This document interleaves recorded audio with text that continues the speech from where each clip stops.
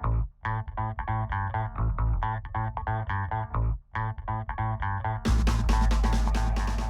this is Bill Wood with Discipline Trading Decisions. It's time for the weekend update for the S&P 500. But first, trading futures, options on futures, and retail off-exchange foreign currency transactions involves substantial risk of loss and is not suitable for all investors. Past performance is not indicative of future results. Welcome to the weekend update for Monday, October 17th, 2016. We're covering the S&P futures market, the E-mini. So let's take a look at the monthly chart. On the monthly chart, we are obviously in an uptrend. I don't know how to count it, if this is 1, 2, 3, 4, and we're on our 5th leg. Not sure. Right now, we're in a 4-month balance. On the weekly, we had this balance area here, and we broke out of that balance area on these bars. Could not really go anywhere. Established another balance area here. Then we broke down out of that balance. So we're really in between two balance areas, making another balance area. Again, on the daily, we developed this balance area here. We broke down out of that balance area, came to the low volume node here, and reversed, rejected out of that area. But once it got back under, the bottom side of this balance area, it stopped cold and reversed back down.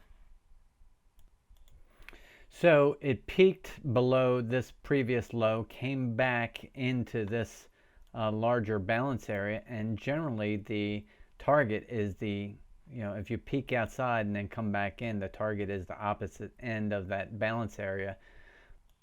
But right now it's struggling to get through this area here.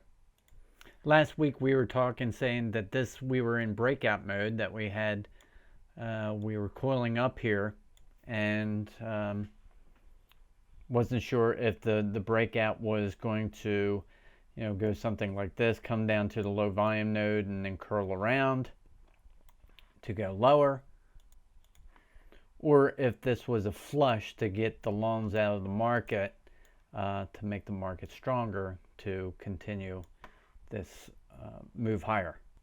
So this is a 4-hour chart, and on the 4-hour chart it does look pretty weak here.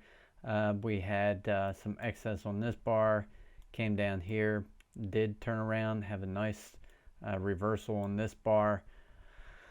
But it got to the bottom side of this Andrews pitchfork, and it left excess up here. It looks like it's going to retest this low volume node, or this lower part of the Andrews pitchfork. But every time I think the market's going down, it finds a bid. This is market profile on this day, Thursday. We had a reversal. There was no agreement on price on this day. There's no Gaussian shape to it. So on Monday, a lot is going to depend on where we open up. If we could spend the earlier part of the week filling this in down here before heading higher. If we break this low, there's going to be a lot of longs in this whole area that will be wrong, and that would push the market lower. Friday was a weekday. It gapped open higher. It headed higher in the morning. Could not really eat into these single prints here. So once it tried a couple of times, then the market got too long, and we reversed. Closed just about on its low. So this looks very weak. So that weakness is either going to retest this low or fill in this area. So overall, this would have more of a Gaussian shape to it. Or it could fool us all, gap higher, and just take off. Okay, so this is the last thing. You have a high volume node here and a high volume node here, huge one. This is the low volume node. So this is where we're finding support. If we can break this low volume node here, where do we find support? Well, we have 3 areas coming together right here. We have this Andrews line, we have this Andrews extension line, and we have the high volume node of, or the point of control of this high volume node. That could cause support.